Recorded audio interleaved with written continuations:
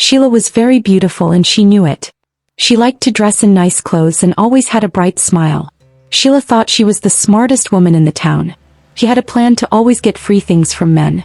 Sheila loved noodles, and in her town there were many aboki who sold them. The aboki were kind and hard-working men who made delicious noodles in their small stalls. Sheila decided she would get free noodles from all of them. She thought she could use her beauty and charm to trick them into giving her food without paying. One evening, Sheila went to the first aboki's stall. His name was Musa. Sheila smiled at him and said, "Musa, you are the best noodle seller in town. Everyone says your noodles are the tastiest. Can I have one plate? I promise to pay you tomorrow." Musa looked at her and smiled.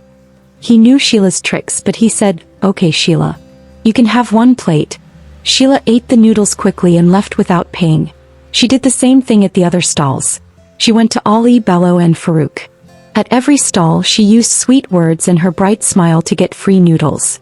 The aboki all knew what she was doing, but they let her eat. They smiled and said nothing. Sheila thought she was very clever. Days passed and Sheila kept getting free noodles from the aboki. She laughed to herself, thinking, "These men are so easy to fool. I am the smartest person in town." But Sheila didn't know that the aboki had a plan. They were tired of her tricks and wanted to teach her a lesson. One night the aboki gathered together. Musa said, "Sheila comes to all of us and she thinks she is fooling us. Let's work together and show her she cannot trick us." The aboki agreed and they made a plan. The next time Sheila came to eat, they would give her a special bowl of noodles. The next evening Sheila went to Musa's stall again. She smiled and said, "Musa, I am so hungry. Can I have a plate of your delicious noodles? I will pay you tomorrow." Musa smiled and said, "Of course, Sheila. Sit down and I will make it for you." Sheila sat down, feeling happy. Musa went to the back of the stall and prepared the noodles. But this time he added a special sauce that made people very sleepy. He served the noodles to Sheila, who ate them quickly. After finishing the plate, Sheila started to feel very sleepy. She tried to stand up but felt dizzy. Musa called the other aboki and they came to his stall. "Sheila, you think you are smart," Musa said. "But today you will learn a lesson." The aboki carried Sheila to a small house nearby. When Sheila woke up, she found herself surrounded by all the aboki. They looked serious. Sheila was scared. She realized her tricks had gone too far. Musa said, "Sheila, we work hard every day to earn our money. You took advantage of our kindness. You must pay us back for all the noodles you have eaten." Sheila had no money to pay them back. The aboki told her she must work in their stalls until she repaid everything she owed. The air was damp and the morning sun peeked through the dense canopy of trees. Sheila stirred, her head pounding and her body aching. She opened her eyes slowly, taking in her surroundings. She was lying on a patch of dry grass in the middle of a forest. Birds chirped in the distance, and the rustle of leaves hinted at the presence of small animals nearby. Sheila sat up, confused and disoriented. "Where am I?" she muttered to herself.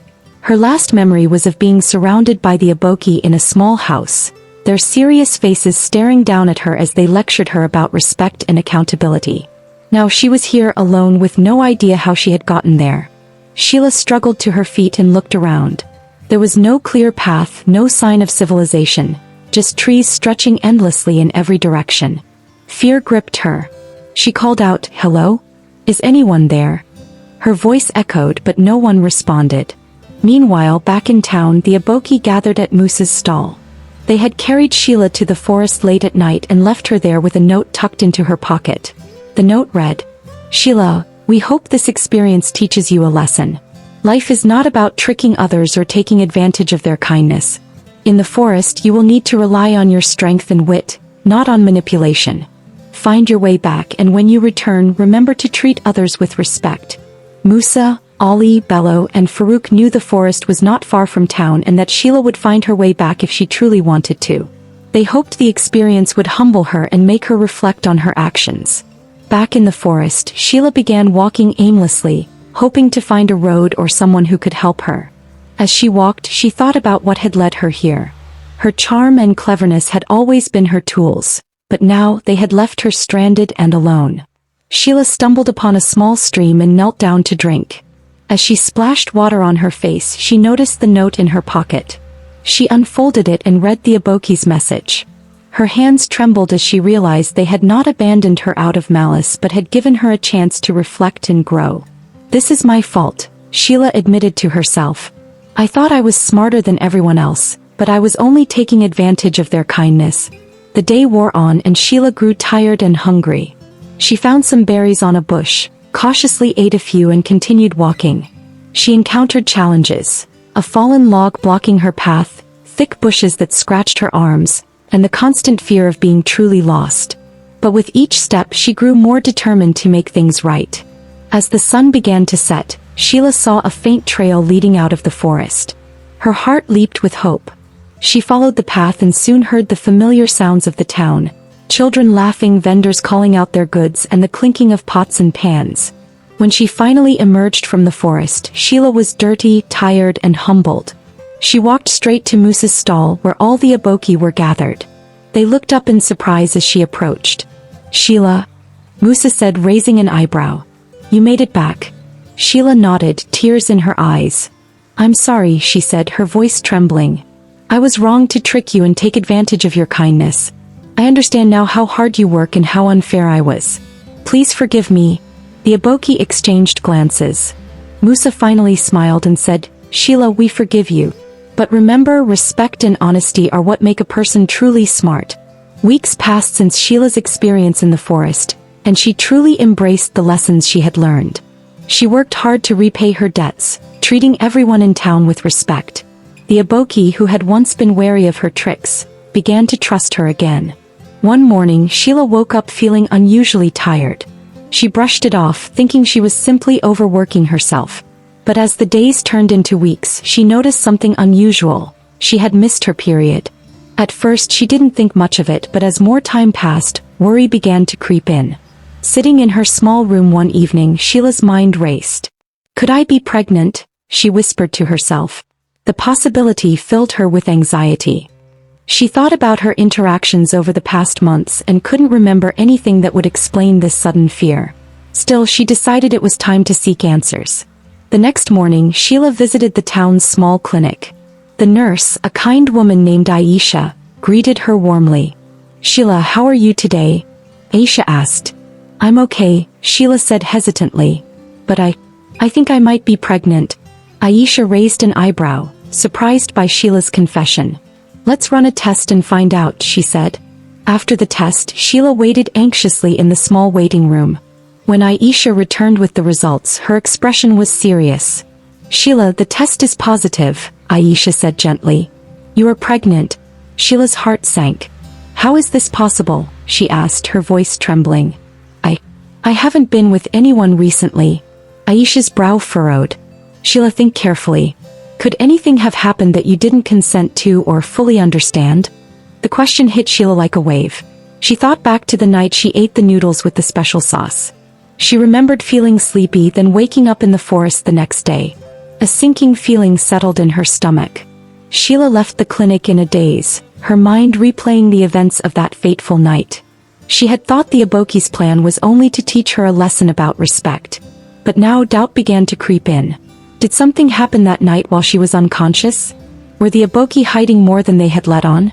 Confused and scared, Sheila decided she needed answers. She gathered her courage and went to Moose's stall that evening.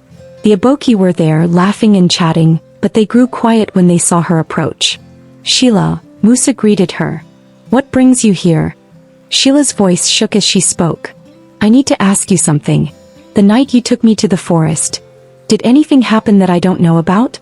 Something wrong?" The aboki exchanged uneasy glances. Musa sighed heavily. "Sheila, we only wanted to teach you a lesson to make you understand the value of respect. Nothing else happened. I swear to you."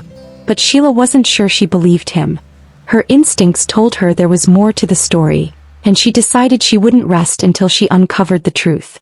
Sheila's journey from this point was not just about understanding her past but about finding the strength to confront it. She sought advice from Aisha at the clinic, who connected her with a women's support group in the neighboring town.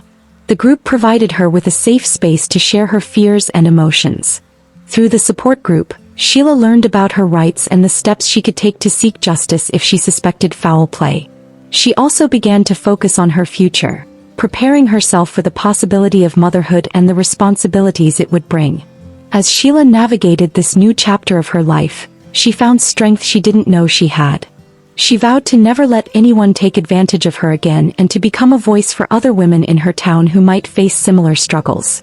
Sheila's growing strength pushed her to take a step she had been hesitant to make, reporting the Aboki to the authorities. The thought of confronting them and revealing her fears was daunting, but she knew she couldn't stay silent any longer. If something had happened to her, it was important to uncover the truth, not just for herself but to prevent it from happening to anyone else. One morning, Sheila went to the police station in the neighboring town. The officer on duty, Inspector Ibrahim, listened intently as Sheila shared her story. Her voice trembled as she described her last clear memory of eating the noodles, feeling drowsy, and waking up in the forest with no recollection of what had happened in between. "I don't have proof," Sheila admitted, her hands clasped tightly. "But I have a strong feeling something wrong was done to me. I need help to find out." Inspector Ibrahim nodded thoughtfully. "Sheila, you've taken a brave step coming here. We will investigate this matter thoroughly." The police began by visiting the Aboki in town. Musa, Ali, Bello, and Farouk were cooperative at first, repeating their story about wanting to teach Sheila a lesson. They denied any wrongdoing beyond leaving her in the forest, claiming their actions were meant to humble her, not harm her. But as the investigation deepened, inconsistencies in their statements began to emerge. Witnesses in town recalled seeing the group behaving secretively on the night in question, and the forensic team retrieved traces of sedatives from Musa's cooking equipment. The evidence began to suggest that Sheila's fears might be valid. One by one, the Aboki were brought in for questioning.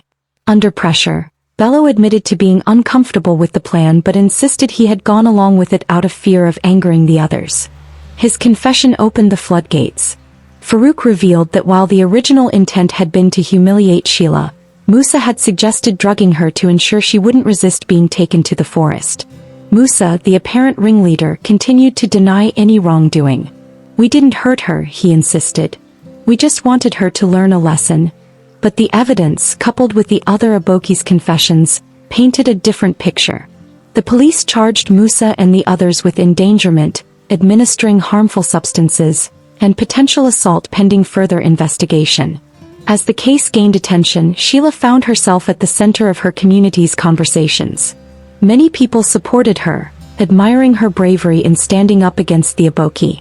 Others whispered doubts and judgments, questioning why she had taken so long to report the incident. Through it all, Sheila remained steadfast. She continued attending her support group and received counseling to help her cope with the emotional toll of the experience. She also spoke out about the importance of consent and accountability, using her story to encourage others to speak up about abuse and mistreatment. The Aboki were ultimately held accountable for their actions. Musa received a prison sentence, while Ali, Bello, and Farouk faced lesser penalties for their roles. The case served as a wake-up call for the town, sparking discussions about respect, personal boundaries, and the need to support victims of abuse. Sheila's courage not only brought justice but also inspired others to reflect on their behavior and choices. The town implemented programs to educate people about gender equality and the importance of treating everyone with dignity. Months later, Sheila gave birth to her son, whom she named Tayo, meaning joy in Yoruba. Though the journey had been painful, she was determined to build a bright future for herself and her child. With the support of her community and the lessons she had learned, Sheila began to see herself not as a victim but as a survivor and a role model.